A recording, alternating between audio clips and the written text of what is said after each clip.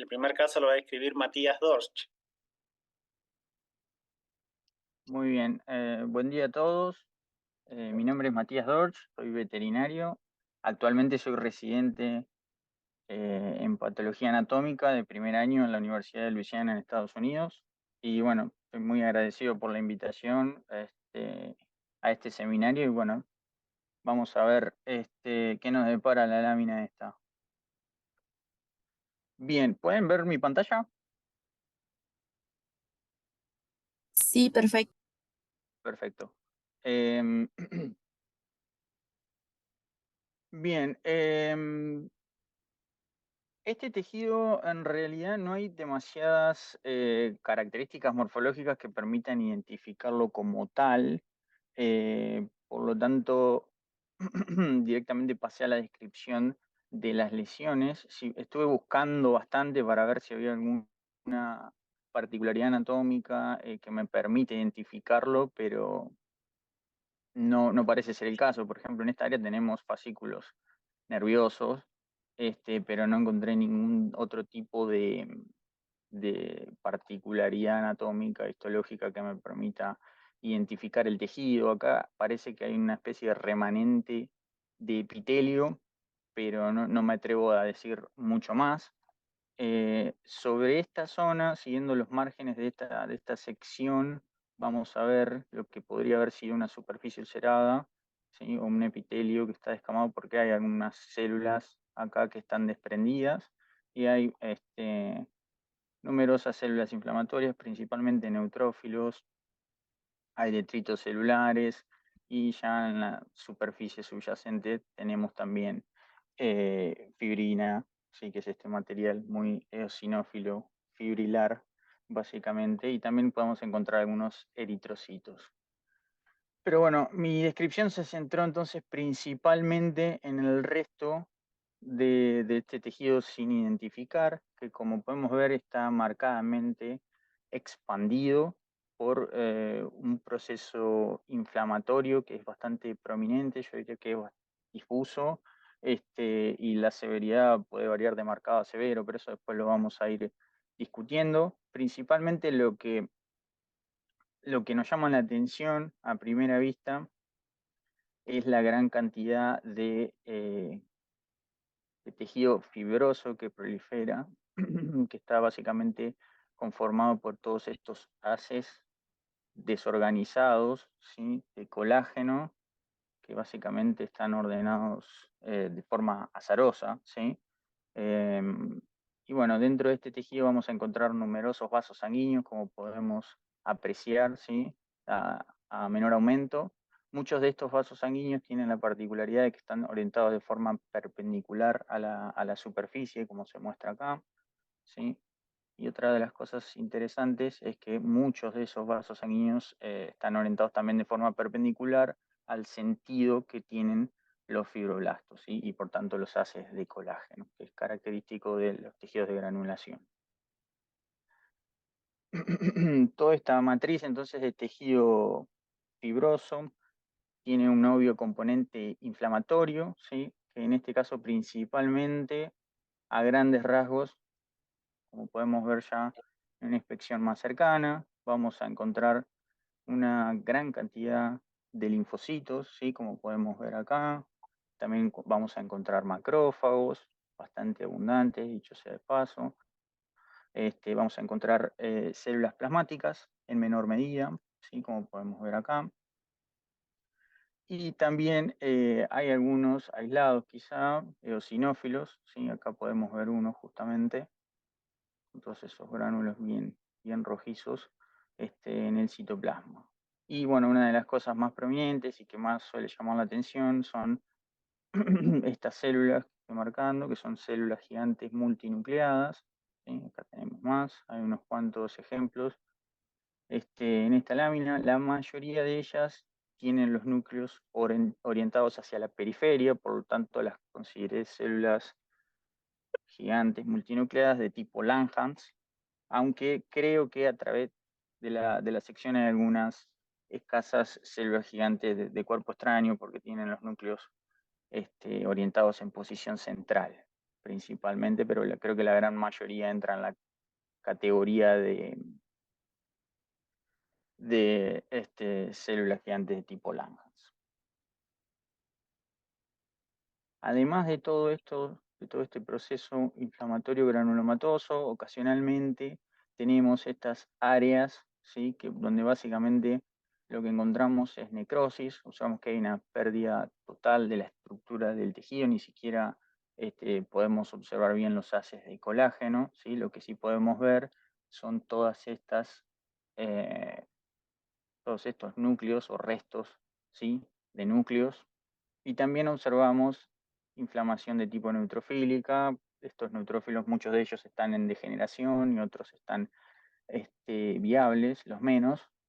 Y toda esta área, sí, que está un poco ya más eosinófila, está rodeada hacia la periferia por proliferación de tejido fibroso que está empezando a proliferar, y vemos los fibroblastos, vemos macrófagos, vemos linfocitos, ¿sí? Que van a intentar de alguna forma rodear a toda esa área. Acá tenemos, por ejemplo, otra área de necrosis en el tejido.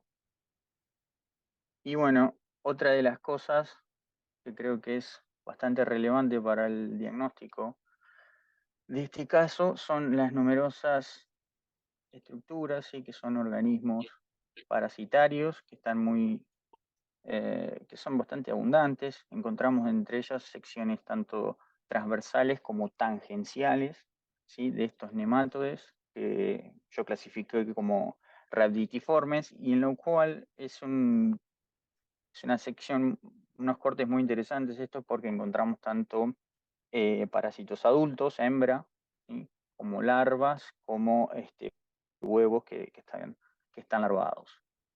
Voy a empezar a detallar algunas de las características morfológicas de estos parásitos, y para no perder tiempo voy a ir directamente a las capturas de pantalla que tengo preparadas, ¿sí? Básicamente, este es un parásito, ¿sí? Y lo que podemos observar es que tiene una cutícula lisa, ¿sí? Que aproximadamente tiene una micra de ancho, o sea que es no es, es delgada básicamente, y estos parásitos se caracterizan por tener un esófago que es bastante prominente, bastante característico de estos tipos de parásitos justamente. Está compuesto por 3 regiones. Tenemos esta región de acá que estoy señalando, con suerte van a poder ver mi mouse. Este es el corpus, ¿sí? Que está conectado con una región más delgada que se llama isthmus, y después tenemos otra región que es como una dilatación, ¿sí? Llamada bulbo. Y eso básicamente nos orienta bastante sobre el tipo de parásito con el que estamos viendo acá. Creo que tenía otra, sí. En esta foto también se aprecia lo mismo, ¿sí? Tenemos el corpus del esófago, el istmo y el bulbo. También otra de las características de este parásito es la musculatura platimiaria, ¿sí? Que no es demasiado evidente, pero son células que están justo debajo, ¿sí? de la cutícula, que se aprecian usualmente mejor en secciones transversales del parásito. Voy a pasar, vamos a ver acá. Otra característica, y esto es lo que va a diferenciar a los parásitos adultos como este de las larvas, es el aparato reproductor. En este caso tenemos el ovario, que tiene una particularidad, que es como que el ovario está flexionado. Si observan, este extremo es como que da una vuelta acá, está flexionado. Según la bibliografía es una flexión ventral, y en este caso encontramos acá lo que yo interpreté como 2 huevos, ¿sí? Adentro de este parásito. Otra de las estructuras que podemos llegar a encontrar, y voy a buscar porque creo que estaba por acá, es esto. Yo interpreté esto como el intestino. Usualmente el intestino no es demasiado prominente y está compuesto por un epitelio cúbico bajo, y es simple. En las secciones transversales que tenemos es bastante sutil, no es un intestino demasiado prominente. Usualmente, en cuanto a las medidas, los adultos miden aproximadamente entre 9 a 14 micras de ancho, pero creo que pueden variar entre hasta 20 micras de ancho pueden llegar a medir. Y bueno, otras estructuras de las cuales son menos abundantes, creo yo, que las larvas y que los parásitos adultos, son los huevos, ¿sí? Acá podemos ver uno que contiene una larva y las larvas las reconocemos porque están plegadas y porque tienen esta especie de cola, ¿sí? Que termina en punta. Los huevos usualmente son ovoides y creo que acá también tengo más ejemplos. Hacemos acá. Sí, acá tenemos otro ejemplo de los huevos, y creo que miden aproximadamente entre 10 a 15 micras. Muy bien, y creo que esos son más o menos todas las características que yo describí de estos parásitos y como mencioné, basándome en todas estas características morfológicas, en los distintos estadios que describí, yo los consideré nemátodes de tipo rhabditiformes, en particular, digamos, debido a ese esófago tan característico que tienen.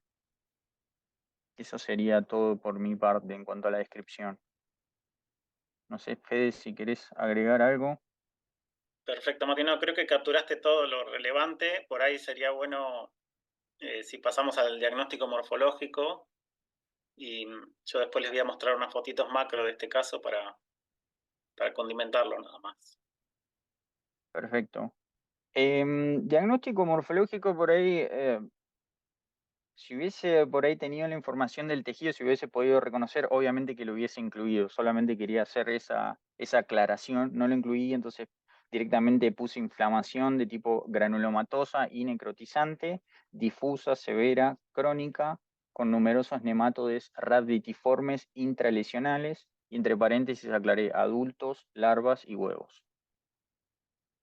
Perfecto, creo que está bárbaro el diagnóstico morfológico. Capaz que se le hubiese podido agregar eosinofílica, sí, Sí, sí. pero en algunas áreas son más abundantes, en otras son mucho menores los eosinófilos, y los caballos realmente suelen hacer reacciones eosinofílicas casi a cualquier cosa, entonces tampoco es Sí, también por capaz. eso creo que no le presté demasiada atención al componente eosinófilo, pero sí, yo en la zona que yo mostré son un poco más escasos los eosinófilos, pero creo que alrededor de esta área había muchísimos eosinófilos, por ejemplo. Este, pero sí, yo coincido con tu apreciación. Y en base a la... ¿te animás a decir la causa en base a la descripción histológica que hiciste del nemátodo? Sí, yo sospecho que es Alicephalobus gingivalis la Perfecto. causa. Esa sería mi principal diagnóstico diferencial en este caso.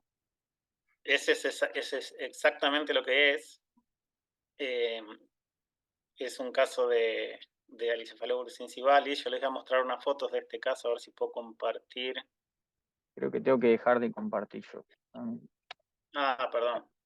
Ahí A está. ver, Ahora seguro pues.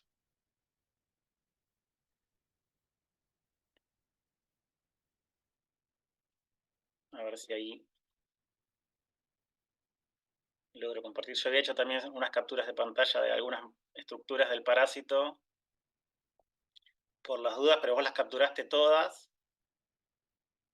Así que creo que eso lo voy a saltear. No sé si ustedes están viendo mi pantalla. Sí, perfectamente. Sí, Ah, ahí está, perfecto.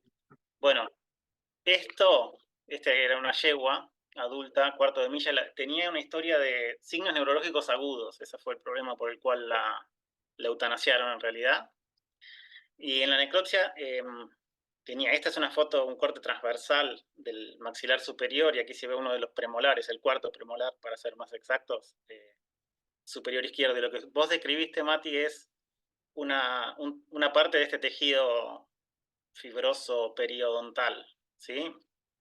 Y de hecho, no sé si ven mi cursor, sí, pero toda esta parte que bordea acá, que se ve más roja, es ese tejido de granulación que vos mencionaste, que se ven los vasos que corren en forma transversal a la superficie del epitelio que no se ve.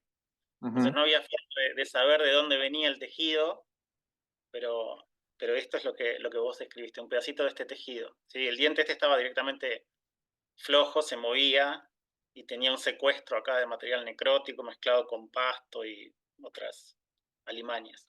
Y esta foto de aquí de la derecha es un corte del riñón, de uno de los riñones de ese caballo, y también tenía las mismas lesiones granulomatosas y fibrosas, también con nematodos intralesionales en el riñón. ¿Sí? Un poco para referencia. El diagnóstico morfológico lo dijiste, la causa también, voy a saltear esto. Acá iba a mencionar las características histológicas del parásito, pero las dijiste todas, tanto de los adultos como de las larvas, así que lo voy a saltear para no perder demasiado tiempo. El esófago ese con una dilatación bulbosa, que es lo que te dice que es un rhabditiforme, y de ahí por tamaño y otras características, y el encontrar hembras, sobre todo en el tejido, te dice que es Alicephalobus. Así que vamos a pasar. Este mismo caballo tenía, este es un corte de cerebro, una encefalitis con larvas intralesionales. ¿Sí? Evidentemente el caballo tenía esta lesión periodontal y renal que era crónica, que pasó inadvertida, probablemente su clínico o los dueños o los cuidadores no lo notaron, pero cuando el parásito llegó a invadir el cerebro, manifestó signos neurológicos agudos, y la lesión encefálica es más aguda, no es tan crónica como la que se ve en el riñón y en el tejido periodontal, pero este parásito ocasionalmente puede invadir el sistema nervioso central y causar encefalitis y signos neurológicos, y esto ocurre también en otras especies, incluidos los humanos. ¿Sí? Así que bueno, para los que no están muy interiorizados en lo que es la identificación histológica de nematodos, helmintos en general, en cortes histológicos, en la fundación está este recurso que está muy bueno, que además está traducido al español, lo tradujo Paco Usal, cuando no, aportando cosas interesantes a nuestra disciplina en nuestro idioma. Entonces, bueno, los que no estén muy familiarizados con cómo se clasifican los parásitos o los helmintos en cortes histológicos, este es una muy buena herramienta que además está disponible en forma gratuita, así que ayuda muchísimo. Creo que eso es todo y pasaríamos al caso 2, si les parece. A ver si puedo dejar de compartir.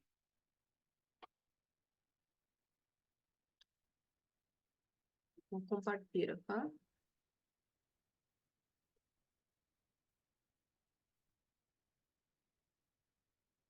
Está aparecendo? Sí. Sim. Vamos ver. E se eu mexo aqui, aparece também? Estão movimentando? Sí. Sim. Tá. Perfecto. Bueno. Buenas tardes. Antes de tudo, vou falar em português, porque eu acho que se eu começar a falar espanhol, vai confundir muito. Então, me apresentando, meu nome é Raíssa Moraes, eu sou brasileira, vou falar com mais calma para as pessoas entenderem.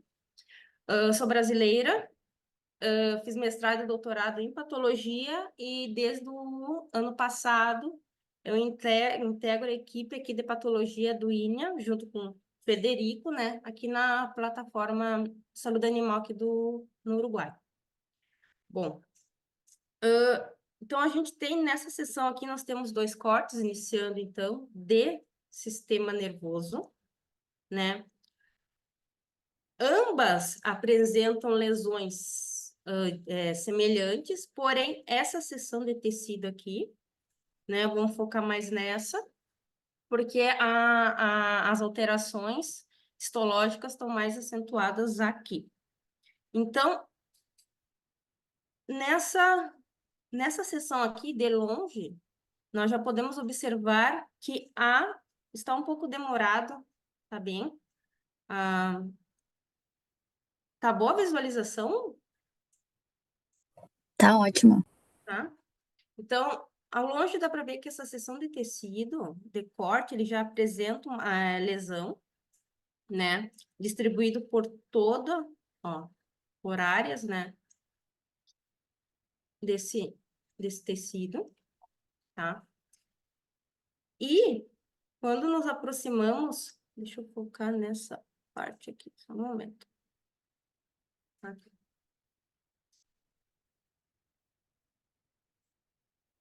Tá aparecendo, é que para mim não tá aparecendo bem, bem...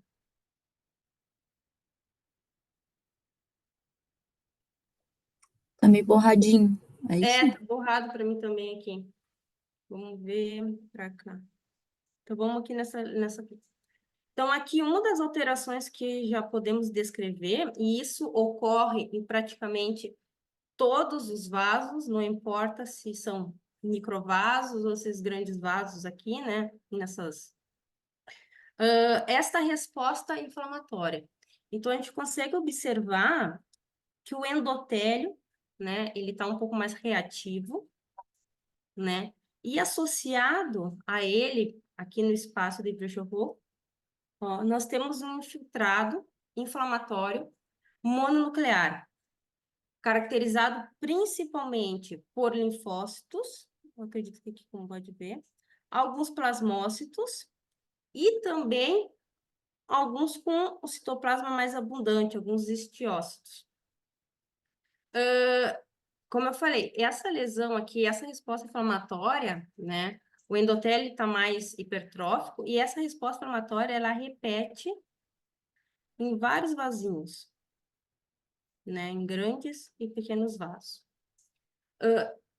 Sendo sincera, quando me deparo com esse tipo de resposta inflamatória em vaso, caracterizando um manguito perivascular, eu não tenho o costume de contar as camadas de células inflamatórias, mas, como muitos contam, então a gente pode dizer, descrever que tem vasos que apresentam apenas uma, duas, três camadas de célula inflamatória, até mesmo, né, essa aqui que a princípio tem mais, nesse caso aqui, mais de 5 camadas de células inflamatórias. Então, aqui caracterizando, então, né, o manguito perivascular. Como podemos observar, ele se repete, ó, em vários vasos. Outra alteração bem característica, tanto em substância cinzenta e também como branca, é essa área aqui.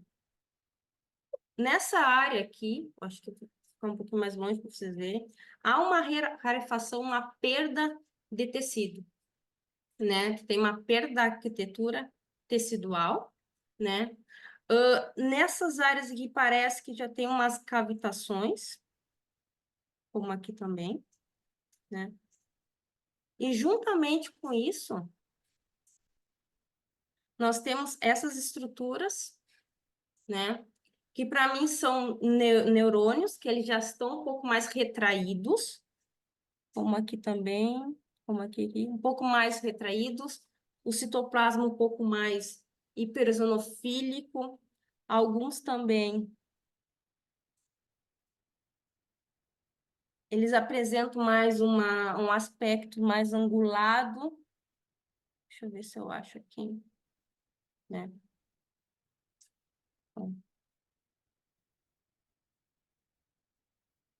Um aspecto mais angulado também, né? Enfim, muitos, né, com uma perda nuclear já, né, e associado a isso, tem uma resposta inflamatória, ó, tem muito debris celulares também, e associado a isso tem alguma resposta inflamatória. Para mim, eram as Gitter cells associadas a essa resposta inflamatória. Deixa eu ver se eu acho aqui. Um citoplasma um pouco mais espumoso. Vamos ver se eu acho. Tá. Um citoplasma um pouco mais espumoso, tá? E também, né, esses debris celulares fagocitados e alguns linfócitos e plasmócitos também. Então, em suma, resumindo, para mim nessa área, eu tenho uma área de necrose, tanto neuronal como tecidual, então uma necrose liquefativa, associado, né, a esses debris celulares e a essa resposta inflamatória. Ainda nessas áreas de periferia dessa área, dessa lesão aqui, indo mais para a substância branca, me parece que tem alguns vacúolos macros e microvacúolos, né? Que eu caracterizei também como uma desmelinização, né? E juntamente com essas áreas de desmelinização, ó, como aqui, a gente tem essa resposta inflamatória local aqui. Para mim são astrócitos, né? Reativos, né? E também células da micróglia.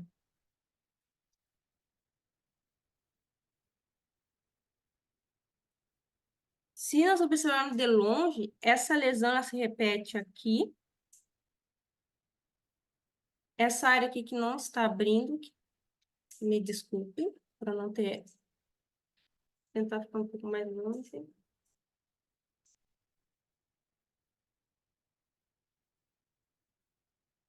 Tá, não está visível ainda, né? Ahora Essa sí área. está mejor. Está visível? Ah, sim. Ok. Então, aqui a gente pode ver. Então, a lesão, ela se repete, ó. Essas áreas de necrose, nós temos necrose neuronal também, muitos debris celulares. E como eu falei, tinha também algumas células inflamatórias, umas Gitter cells com citoplasma um pouco mais espumoso. Deixa eu ver aqui.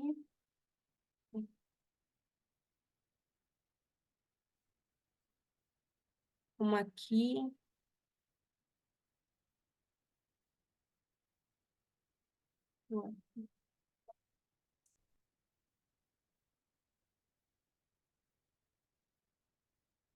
Acho que era isso. Nessa área aqui, então, a gente pode ver que tem resquícios, né, de neurônio, como eu falei, que o citoplasma um pouco mais retraído. E quando nos afastamos,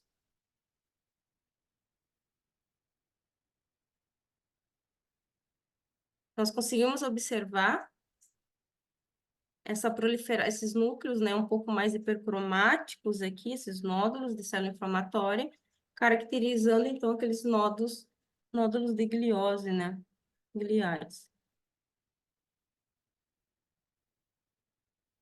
Deixa eu ver se eu não esqueci nada.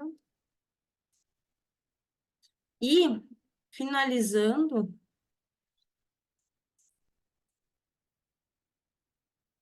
eu descrevi essa alteração aqui, deixa eu ver se eu acho, na região de necrose, aqui.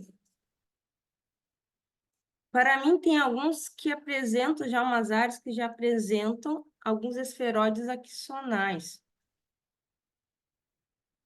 Como...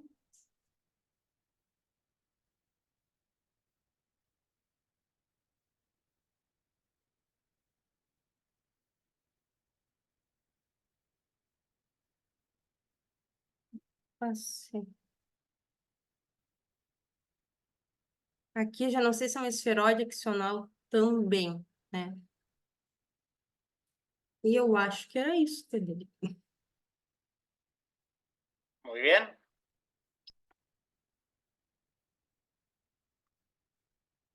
Não sei se tem mais alguma coisa. Oi? Te hago una pregunta. Perdón que te Sí. pregunto en español porque no sabría cómo Sí, sí. preguntarte. Para iniciar tu descripción, tú dijiste que es una sección del sistema nervioso central, ¿correcto? Sí. ¿Te animas a decir, a arriesgar qué parte del sistema nervioso central es la que estamos examinando?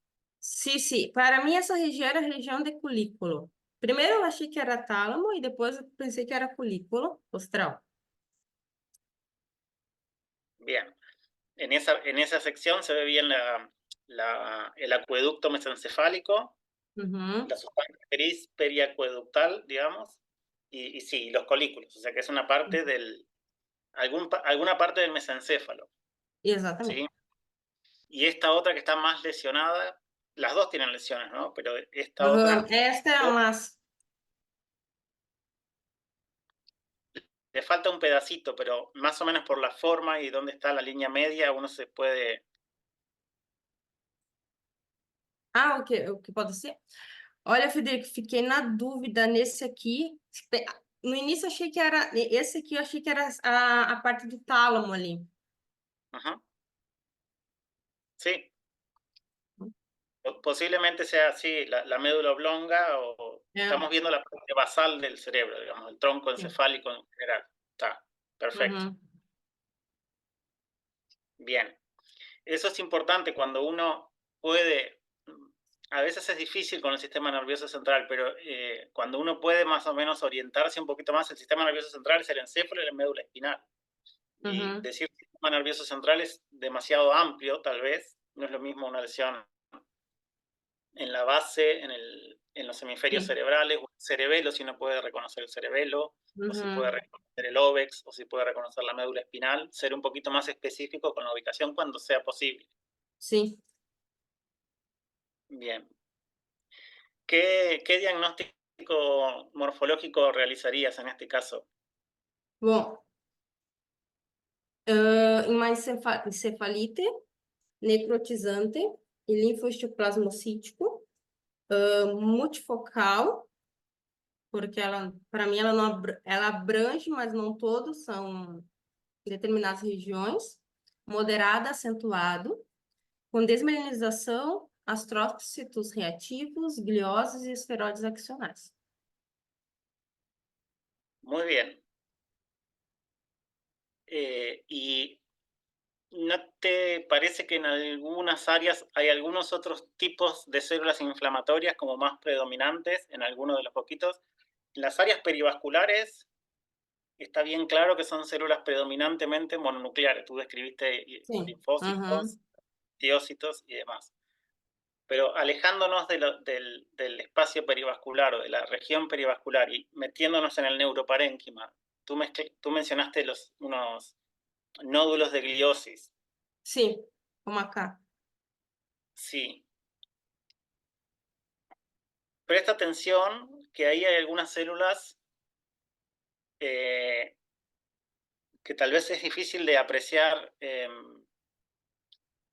en esta lámina porque está digitalizada, pero hay muchas células inflamatorias que tienen un núcleo segmentado. Ah, os neutrófilos. Oh. Sí. Y en algunos de los focos son mucho más evidentes que en otros. Tal vez tú te enfocaste en los que son menos evidentes, pero Sim.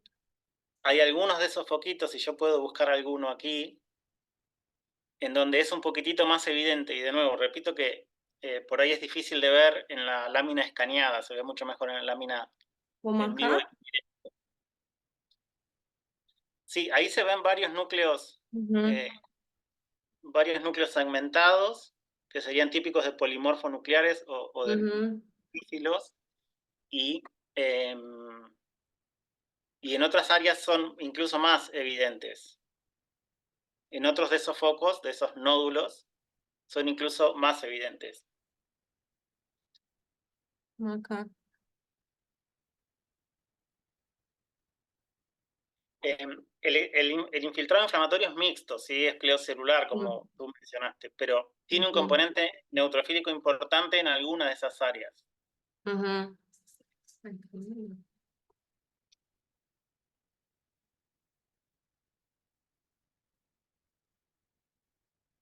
Quer compartilhar a tela, Federico?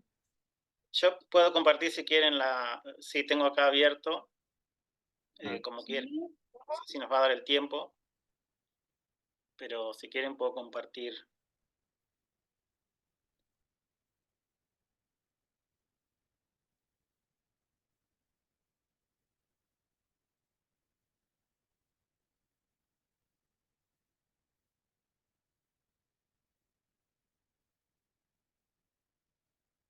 ¿Se ve ahí mi pantalla? Sim. Uhum. Estoy en uno de esos focos.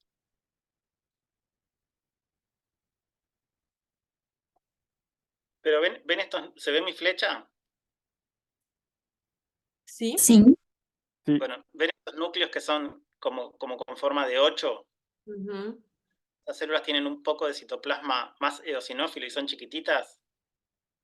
Y una vez que ven una, ven otra acá, y otra acá, Uhum. y otra acá, y otra acá, y otra acá, y otra acá, y esta, y esta, y esta, y esta, y esta, y esta. Y una vez que vieron 10, ya ven la mayoría son de ese tipo. Aunque pueda ser difícil de identificar. Entonces, sobre tu descripción, yo diría que está muy bien, capturaste casi todos los elementos, hay esferoides, hay áreas de necrosis, hay áreas de pérdida. Fíjense acá, todo esto es inflamación, casi que no queda neurópilo.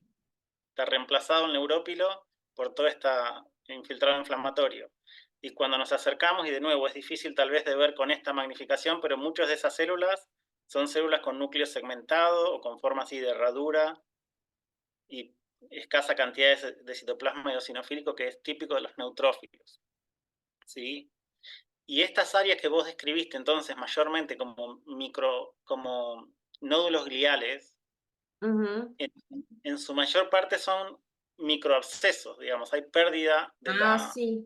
arquitectura y reemplazo, licuefacción del tejido nervioso y reemplazo o infiltración por, por células inflamatorias con un componente importante de neutrófilos. ¿Sí? Y entonces tal vez al diagnóstico morfológico, además de todo lo que tú dijiste, hubiese sido importante incorporar el término neutrofílico como Uhum. filtrado neutrofílico y tal vez la palabra microabscesos, que es bien típica, es una palabra muy descriptiva de esta enfermedad, que como recién vimos además está afectando el tallo encefálico, ¿correcto? Uhum. ¿Sí? Y entonces a esta magnificación se ve que esos múltiples microabscesos se ven muchos, hay muchos, ¿sí? Entonces, Sim. pensando en estos nuevos elementos, ¿qué causa podríamos considerar? Listeria monocytogenes. Aí seria Exactamente, uma encefalite por listeria. exactamente. Eso es lo que es este caso, es un caso Uhum. de encefalitis por listeria. Es desafiante a veces ver en láminas digitalizadas, a mí me pasa, identificar los tipos de células, los tipos de Uhum. células, porque por más definición que tengan las láminas, a veces no se ve con la misma nitidez que se ve en, en las láminas en la vida real, digamos, en el microscopio. Y yo tal vez cometí el error, estas láminas se escanearon en la Facultad de Veterinaria, de acá de la Universidad de la República, y me dieron la opción de escanearlas a 40x y a 80x. Y yo tal vez cometí el error de pedir que me las escaneen a 40x, y tal vez este era un caso para escanearlo a una mayor magnificación, como para realmente poder ver mejor las células inflamatorias. Así que te pido disculpas por eso, que te tocó una lámina que tal vez era un poquitito Não, não, difícil. Frederica. Não, não, não. Foi eu que não reconheci, mas porque para mim ali tinha debris celulares, né? E para mim aquelas células, aquele tipo de célula de núcleo aí é por causa dos debris. Ujú.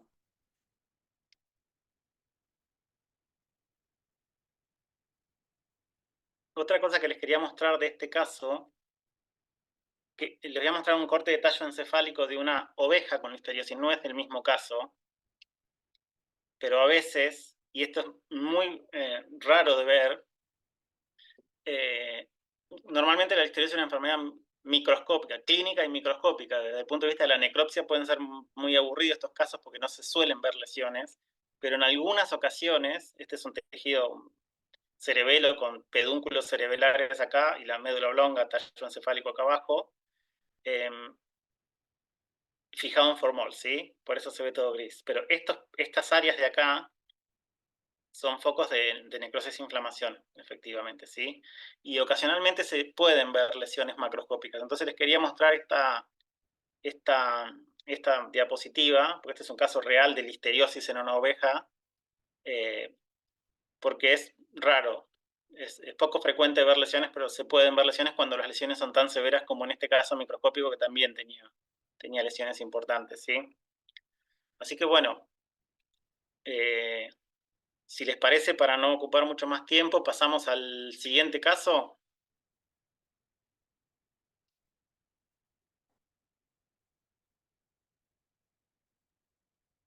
Hola, hola, ¿me escuchan?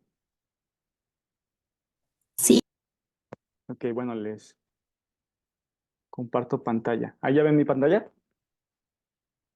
perfectamente. Ok, bueno, voy a ser lo más breve posible. Me presento, mi nombre es Samir Bazán, soy de México, soy estudiante de patología anatómica en la UNAM y el caso que me tocó revisar correspondía a tejido de una cabra, el cual identifiqué como sección intestinal ileocólica. En este segmento, como pueden ver, hay abundante tejido linfoide en la submucosa, lo cual podría corresponder a las placas de Peyer y por ende a ilion. Y ya el resto del tejido corresponde a colon. Entonces, me voy a centrar en este campo que me parece representativo. Y lo primero que llama la atención es que a nivel de la mucosa tenemos esta pérdida de la arquitectura tisular. No se identifican como tal las criptas y las vellosidades características de este tejido. Y aprovechando este acercamiento, también algo que me llamó la atención en la mucosa es que estas áreas de lesión clara se alternaban con secciones donde la mucosa aparentemente estaba bien. Más adelante lo vamos a revisar, pero bueno, es un dato que me pareció curioso. Y ya entrando como tal en detalle de las lesiones, como ya lo mencioné, hay pérdida de la arquitectura tisular y en su lugar tenemos estas extensas áreas eosinofílicas que corresponden a restos celulares. Aquí pueden ver también algunos restos nucleares, algunos núcleos picnóticos, así como numerosos eritrocitos fuera de los lechos vasculares que interpreté como hemorragias. Y por supuesto, lo que más salta a la vista de esta sección eran estas colonias bacterianas muy, muy grandes, basofílicas, cocobacilares, que se distribuían ampliamente a lo largo de todos los sitios de lesión. Adicionalmente, en algunas secciones donde todavía encontrábamos restos de algunas células epiteliales como esta cripta residual, en la cual pues pueden ver que estas células, aunque están, ya presentan cambios necróticos, muestran el núcleo fragmentado, núcleo picnótico, están desprendidas de su membrana basal. Y además también algunas células que se alcanzaban a distinguir son estos neutrófilos, muchos de ellos ya necróticos o degenerados. Otro hallazgo interesante a nivel de la mucosa era que algunos vasos sanguíneos de la lámina propia mostraban trombos de fibrina, como este de acá, este del centro, que señalo con el cursor. Por acá tenemos otro más, este de acá. Y bueno, antes de pasar como tal a la submucosa, también me gustaría mostrarles rápidamente esas secciones que aparentemente estaban respetadas, en las que no encontramos bacterias, pero sí numerosos linfocitos, células plasmáticas, e inclusive en algunas secciones se podían observar algunas células MOT en la lámina propia. Pero bueno, a diferencia de las secciones anteriores, como pueden ver, las células epiteliales, los enterocitos están respetados. Otra lesión que me pareció interesante demostrarles es que en algunas zonas, como esta de acá, en esta sección, como pueden ver, las células inflamatorias ya inclusive empiezan a involucrar la muscular de la mucosa y se extienden un poco hacia la submucosa. Y ya entrando de lleno a la submucosa, algo muy importante son estas áreas basofílicas que encontrábamos en la submucosa superficial. Acá tenemos otras tantas. Ah, otras tantas que están aparentemente bien circunscritas y que ya en el acercamiento se trataban de vasos linfáticos. En este campo que les muestro pueden ver células endoteliales que revisten parte de este vaso linfático y que contienen numerosos neutrófilos, muchos de ellos degenerados, algunos linfocitos, entremezclados con este material eosinofílico que podría ser fibrina y también colonias bacterianas. También algo bien interesante es que algunos de estos vasos linfáticos presentan esta gran cantidad de bacterias, entonces era un hallazgo frecuente. En cuanto a la submucosa, aparte de estas lesiones que les mostraba, como pueden ver, las fibras de colágeno están muy separadas, le dan este aspecto laxo a la submucosa, lo cual interpreté como edema. De ahí en fuera, el resto de las capas musculares, tanto la muscular como la serosa, en general estaba respetada, con excepción de este extremo en el cual se ven algunas células inflamatorias entre las fibras musculares, pero realmente era un campo muy aislado. La gran mayoría de las lesiones o la lesión importante se restringía o se limitaba a la mucosa. Y ya para finalizar la descripción, en este segmento que les mostraba al inicio, aparte de las claras lesiones en la mucosa, algo que fue llamativo es que en el tejido linfoide inmerso en este, encontré estas áreas más eosinofílicas que contrastan con el tejido linfoide preexistente, parcialmente circunscritas, que ya cuando nos acercamos estaban conformadas o están conformadas por numerosos neutrófilos, muchos de ellos ya necróticos, y también estas colonias bacterianas. Y bueno, con todo esto, mi diagnóstico morfológico lo dejé como una enterocolitis fibrino-necrótica y supurativa grave mucosal con numerosas colonias bacterianas cocobacilares intralesionales, émbolos bacterianos en submucosa y también agregaría estos que yo consideré, no sé si el término sea correcto, igual aquí aprovecho al doctor, como microabscesos en las placas de Peyer. No sé si esté empleado adecuadamente el término, pero bueno, lo agregué a mi morfológico.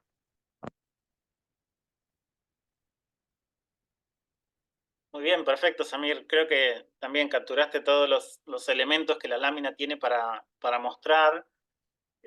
Un comentario respecto de la ubicación. Okay.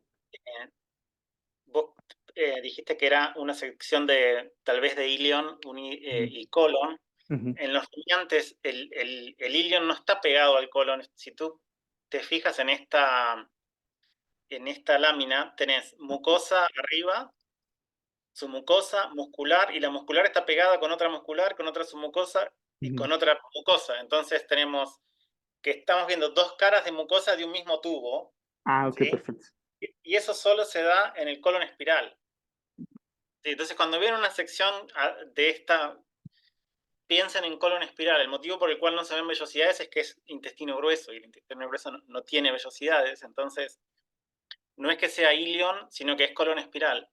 En cuanto al tejido linfoide asociado al intestino, se llama placas de Peyer en el ilion, pero existe en todo el tracto intestinal. Entonces, ver tejido linfoide asociado a la mucosa no implica que estamos viendo ilion, ¿sí?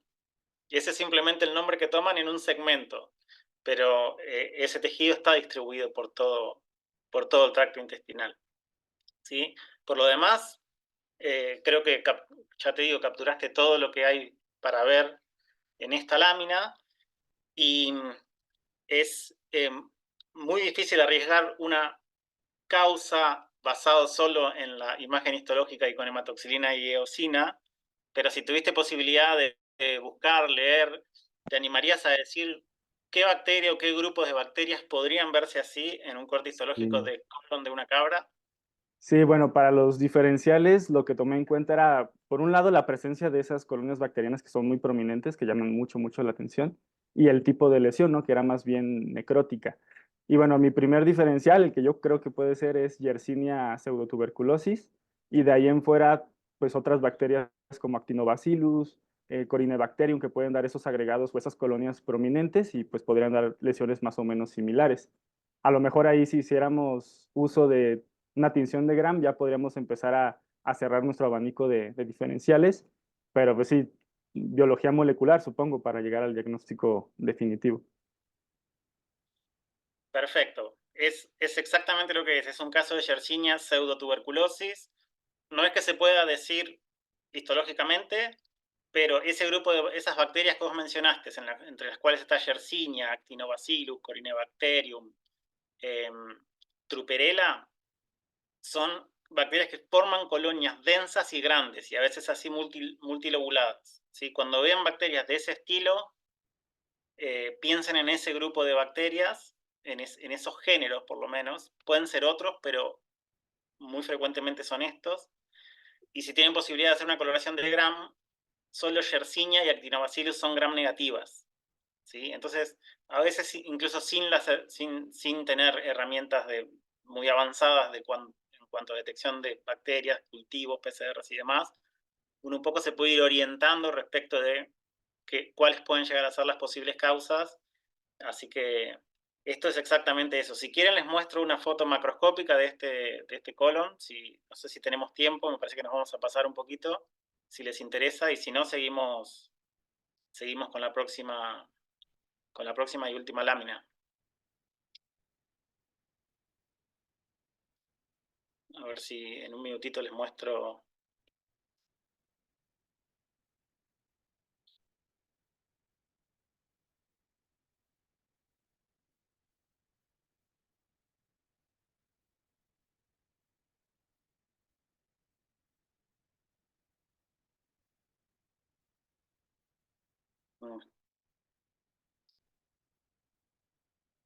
Por algún motivo no me aparece el PowerPoint ahora para compartirles.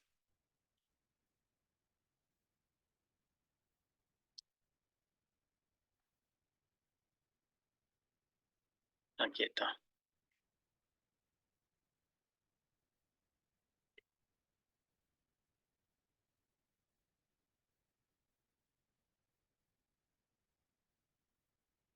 Bien, esta es una foto de ese caso, ¿sí? Aquí en la foto de la izquierda se ve el colon espiral, que en parte está abierto, ¿sí? Y se ven todos esos pequeños focos que tienen un centro claro y están rodeados por un halo oscuro. Ese halo oscuro, rojo oscuro, es la hemorragia que vos mencionaste.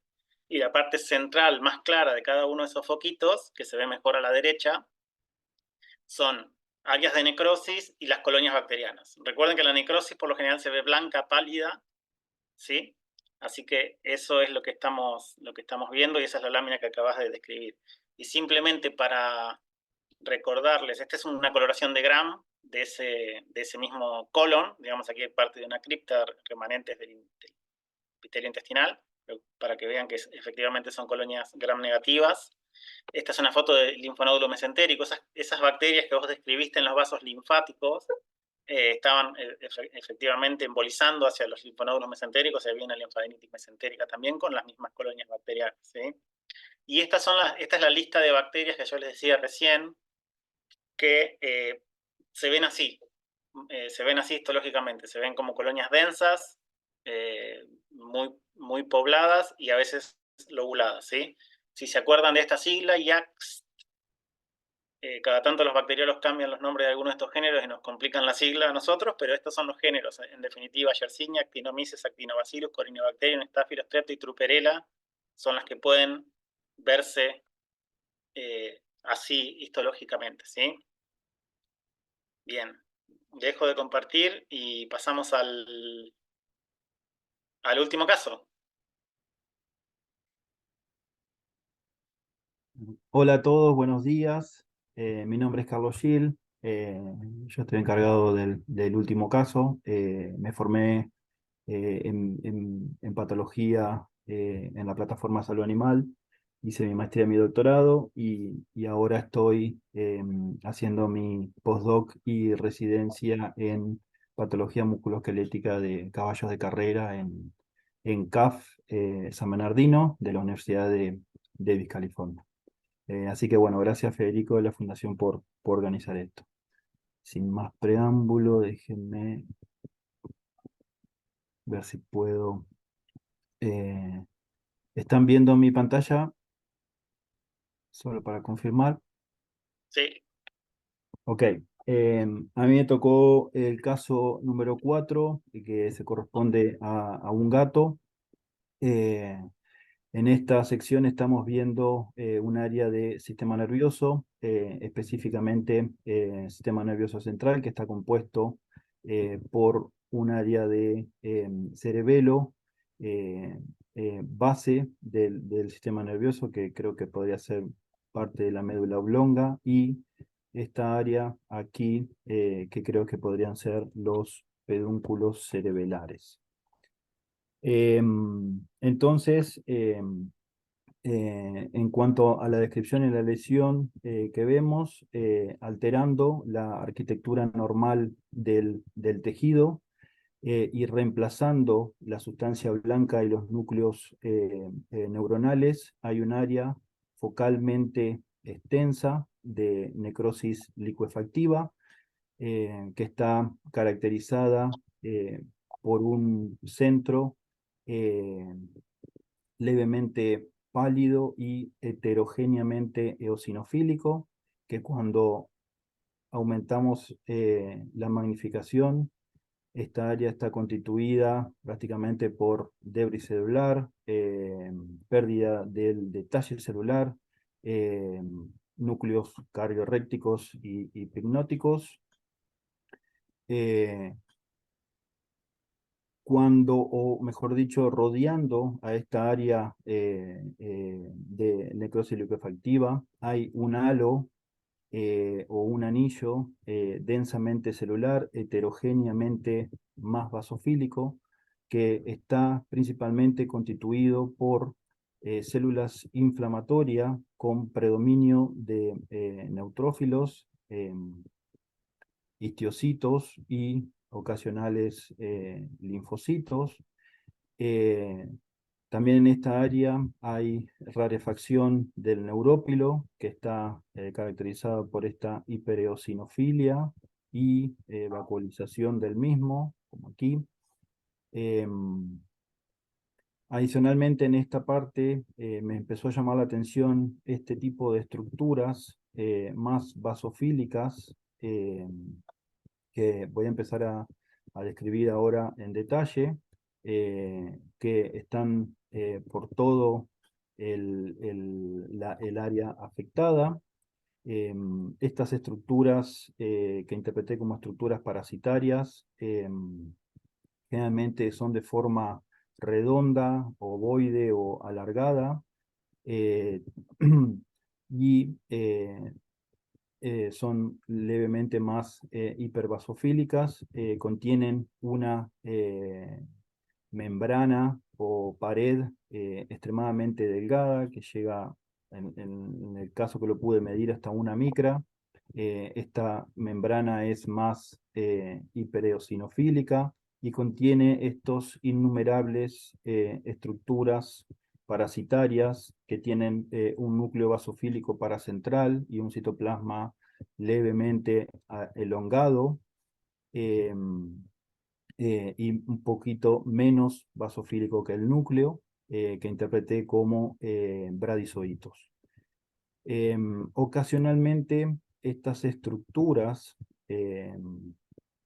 estaban, o la pared estaba alterada, dejando libre o exponiendo los bradizoitos a la reacción inflamatoria.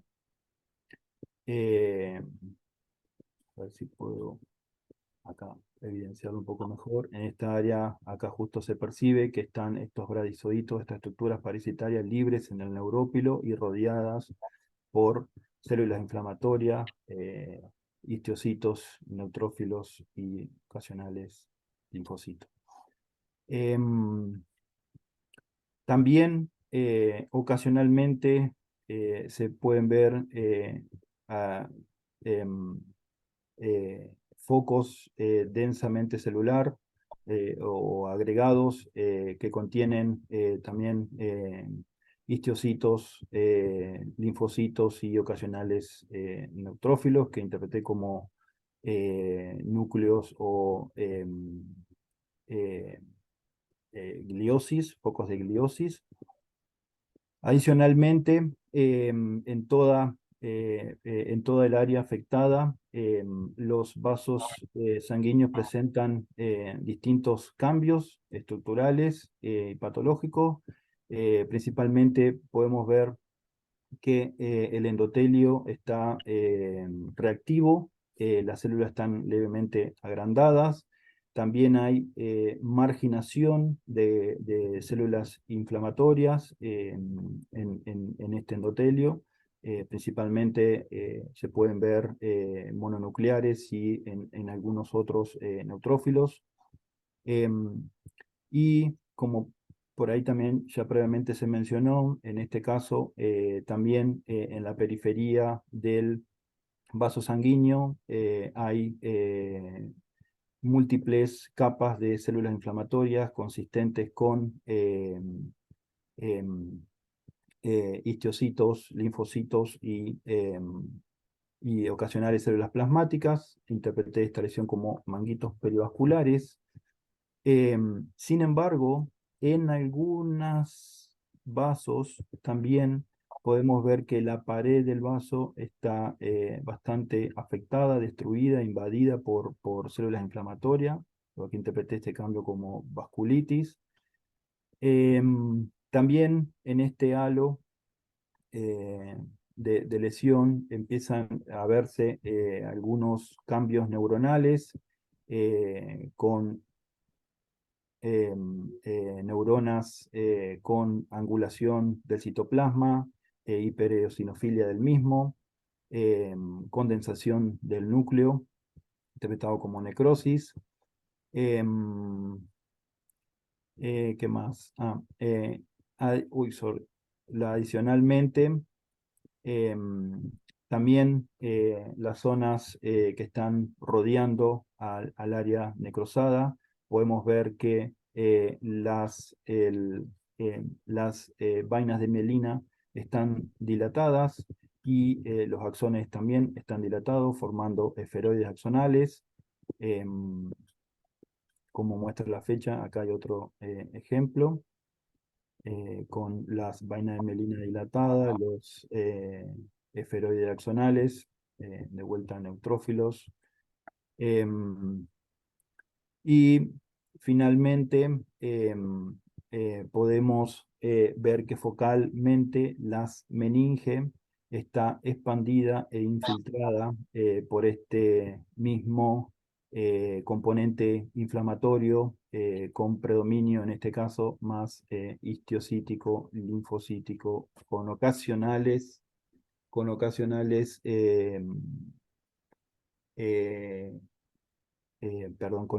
neutrófilos. Y bueno, esta es toda mi descripción, los cambios que me llamaron más la atención para este caso. Muy bien. Y creo que respecto a la descripción, lo único que me parece que es un cambio focal, es fácil de perdérselo, pero hay un vaso bastante trombosado ahí. No sé si lo... Sí, perdón. Es un vaso, es difícil de ver. Está medio en el límite entre el tejido necrótico y la Sí, zona donde está más el área más inflamatoria. sí, perdón, lo vi. Bien, pero creo que todo lo demás no faltó nada. Bien, ¿Qué diagnóstico morfológico construiste?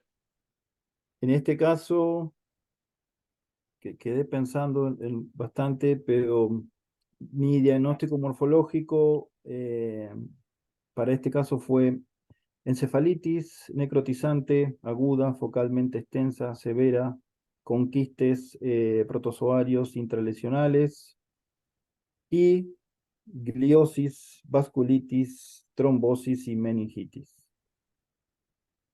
Bien. Yo siempre tengo un poco de duda a veces cuándo construir, por ejemplo, dos morfológicos por ejemplo, si la gliosis y la vasculitis las podríamos poner aparte pero en este caso creo que están asociadas todo al mismo proceso, entonces me arriesgué a ponerlo todo junto. Muy bien, está muy bien el morfológico. Una forma de acortarlo un poquito sería decir meningoencefalitis, en vez de decir encefalitis, meningitis. Por ejemplo, si es un proceso inflamatorio, entonces que involucra el cerebro y la meningo. O sea que una meningoencefalitis está bien. Después, respecto con el agente etiológico, dijiste con quistes. Sí, hay quistes. Pero además de quistes, hay taquizoitos libres. ¿Sí? Que son en definitiva lo que están causando gran parte de esa lesión. Después los que sobreviven se escapan y enquistan, pero los que están causando la mayor parte del daño son los taquizoitos. Entonces, capaz que podría haber sido más adecuado decir con protozoos intralesionales / taquizoitos, entre paréntesis, taquizoitos y quistes, si lográs identificar que son taquizoitos y quistes. ¿Sí? Bien, perfecto. Pero bien, o sea, está la lesión principal, está el agente etiológico y está algunos condimentos que viste como la trombosis y está. El diagnóstico está bien, ¿sí?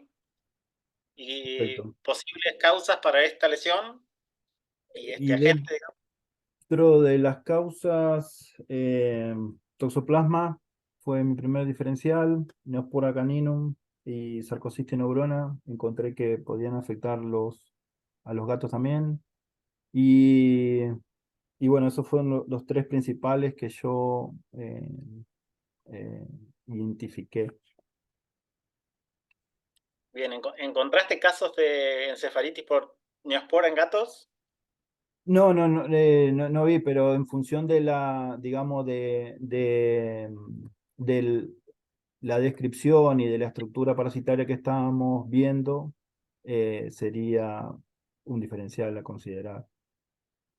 Bien, bien.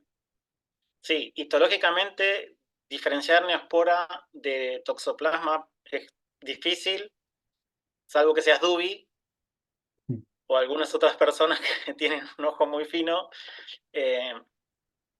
Toxoplasma, los quistes tienen una pared delgada, como describiste, por lo general tienen 0,5 micras, hasta 1 micra creo, y los de neospora la pared es un poco más gruesa, hasta 4 micras. Pero depende un poco de la edad del quiste, y no siempre es tan fácil diferenciarlo. Los taquizoitos son indiferenciables. El estado de taquizoito tienen el mismo tamaño, la misma forma, tienen un solo núcleo los dos. Pero los quistes, hay algunas personas que se arriesgan a diferenciarlos, y de hecho hay estudios de morfometría y morfología de los quistes donde se determinan esas diferencias. ¿Sí? Pero el tamaño es similar, pueden tener hasta 100 micras de diámetro. La forma es similar, son por lo general esféricos o un poquito elongados. Los taquizoitos, los braquitoitos son similares, y lo que se puede diferenciar son los quistes. Y con sarcocistis, creo que es un buen diagnóstico diferencial, por lo menos tenerlo en cuenta. Neospora yo un poco lo descartaría porque no es la especie que afecta, digamos. Por lo general son los perros y los rumiantes, pero por eso te preguntaba si habías leído algún caso, porque yo no me puse a buscar y no me sorprendería que en algún momento surja algún caso. Pero sarcocistis sí hay algunas especies que pueden causar encefalitis en gatos, y morfológicamente también hay formas de diferenciarlo. Yo no las tengo muy presentes, pero por lo general las especies de sarcocistis que causan problemas infectan las células endoteliales y producen como unas rosetas, que son merontes o merozoitos, no me acuerdo bien cómo se llaman, pero que se disponen así en forma medio empalizada periférica, y se suelen ver esas formas dentro de las células endoteliales o dentro de los vasos. Y creo que eso no había, así que creo que toxoplasma es el diagnóstico a considerar, pero no está mal pensar en otros. Y bueno, este es un caso de toxoplasmosis y se confirmó por inmunohistoquímica.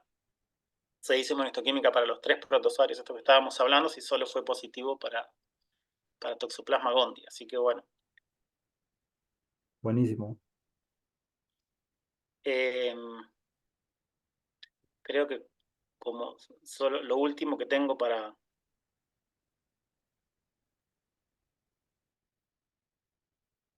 decirles es, a ver si estoy compartiendo ahí. ¿Está compartiendo mi presentación? Sí. Es esto, que quería agradecer públicamente a José Manuel Verdes y a Victoria Yossi de la Facultad de Veterinaria de la Universidad de la República, que son quienes escanearon las láminas, y realmente las láminas están muy, muy lindas, quedaron. Estuve viendo todas y bueno, agradecimiento a ellos por el favor de ayudarnos desinteresadamente para escanear estas láminas y hacer posible que tengamos este seminario. muchas gracias a todos. Creo que tenemos tiempo para una pregunta acá que están en el Q&A. ¿Puedo hacerte, doctor Sí. Flenti? Okay, so Gustavo quiere saber si en la zona de la submucosa que doctor Samir mencionó edema, pero también es correcto decir que hay colagenólisis. En la submucosa del colon, del caso Sí, de Yersinia. Sí. sí. Honestamente, no vi colagenólisis. Sí, ese tejido, la submucosa está expandida por mucho material proteínico eosinofílico que es compatible con edema. No me puse detenidamente a ver las fibras de colágeno, a ver si están lisadas o no. No es un término que usemos en general en forma descriptiva para las lesiones del intestino, como si se utiliza, por ejemplo, para algunas lesiones dérmicas, la colagenólisis, que es un hallazgo importante de algunas patologías particulares. Pero honestamente no me puse en detalle a ver si hay lisis de fibras de colágeno en la submucosa. Disculpa que no sabría decirte. Edema con seguridad. Perfecto, perfecto. No veo más preguntas ni en el chat y ni en el Q&A. Entonces, si quieres compartir tal vez tu correo en el chat, doctor, para si hay Sí. más preguntas. Seguro. A ver, les paso mi correo. Acá, perdón que no lo puse en la presentación.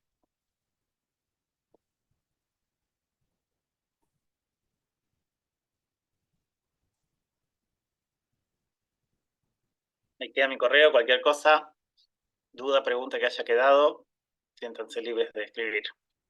Perfecto, perfecto. Entonces, muchas gracias. La Fundación No Hay Ni Palabras. Estas rondas fueron buenísimas. Creo que todos nosotros como aprendimos muchos. Quiero agradecer también a todos los voluntarios que se dispusieron a leer las laminillas. Es siempre muy bueno hacer esas rondas y todas las personas se sienten confortables y felices. Creo que pasamos muy bien acá todos nosotros. Entonces, muchas gracias nuevamente a todos y nos vemos. Bueno, muchas gracias a ustedes. Saludos. Hasta la Chao, próxima. se cuiden. Gracias. Gracias a todos. Chauzinho. Gracias, un saludo.